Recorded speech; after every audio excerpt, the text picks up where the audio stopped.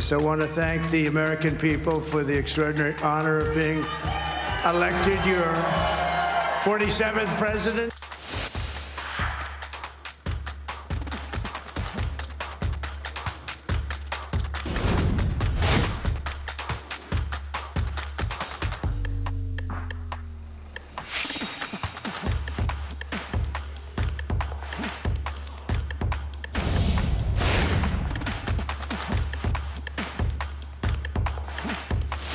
So, ladies and gentlemen, I would like to introduce you to a very, very big GPU, Blackwell. Blackwell would be the most successful product launch in our history, and so I can't wait to see that.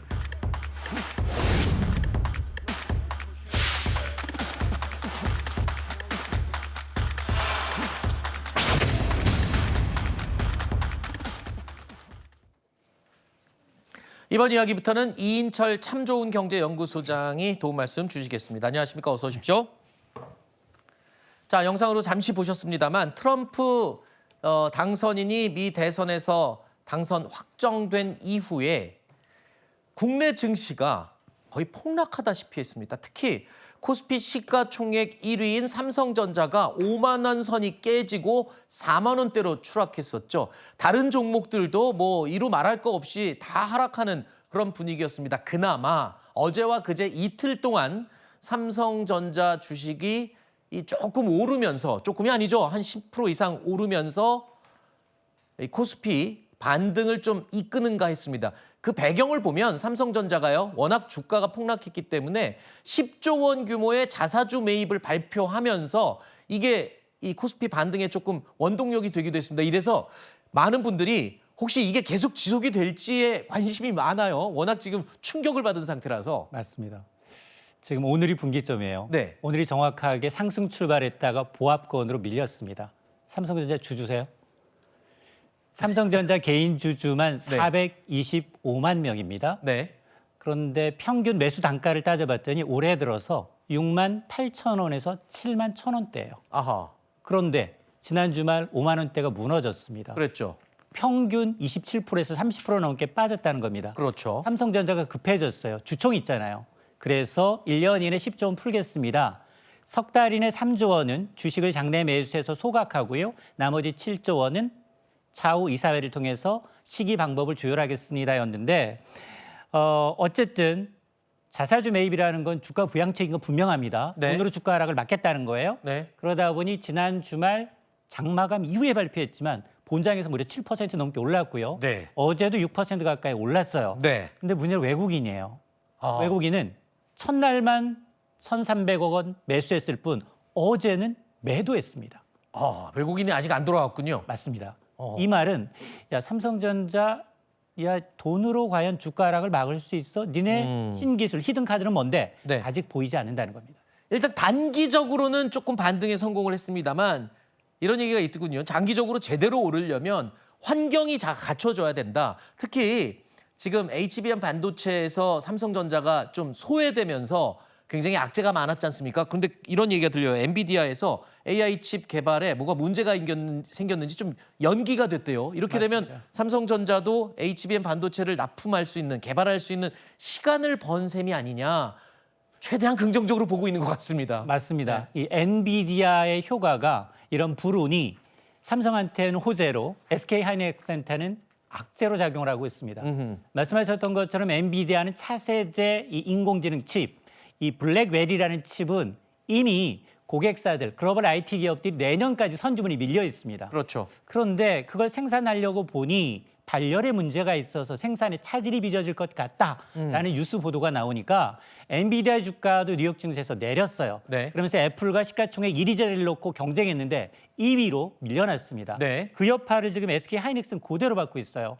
어제도 주가가 3% 넘게 빠졌고 네. 지금도 하락하고 있습니다. 아하. 왜냐?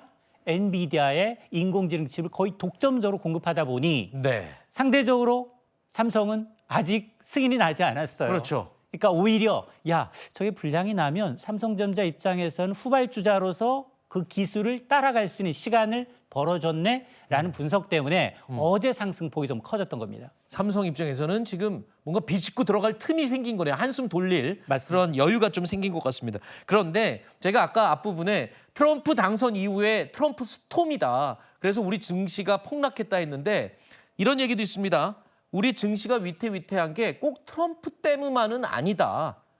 주된 원인은 또 다른 데 있다. 이렇게 맞습니다. 얘기가 나오면 뭡니까? 이유가. 주식시장과 돈의 가치, 환율은 국가 경제 펀더멘털을 반영합니다. 어허. 그런데 주식시장에서는 기업들의 실적이 부진할 것 같고 또 내년 경제는 올해보다도 더 어렵다라는 겁니다. 아하. 자, 그러다 보니 실제로 국책연구기관 KDI는 내년도 성장률 전망치를 2.0%대로 낮췄어요. 네. 이 얘기는 뭐냐? 야, 우리 잠재 성장률도 간등간등할 정도로 위험해라는 네. 시그널을 주고 있는 겁니다. 뭐 이러다 보니까 원화 가치도 전 세계 주요국 가운데 가장 많이 빠지고 있고요. 주식 시장도 한미어 전쟁 중인 러시아보다도 더 좋지 않은 수익률을 보이고 있는 겁니다. 그렇군요.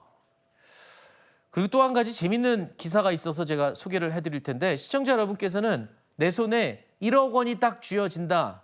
그러면 어느 금융 상품에 투자를 하시겠습니까? 물론 결과론적인 얘기지만 과거에 10년 전에 1억 원을 투자했다면 지금 보시는 삼성전자에 투자한 사람과 애플에 투자한 사람, 비트코인에 투자한 사람 또는 아니야 부동산이 최고야 라고 부동산에 투자한 사람 이 네 사람을 결과를 비교한 기사가 있어요. 맞습니다. 누가 1등을 한 겁니까?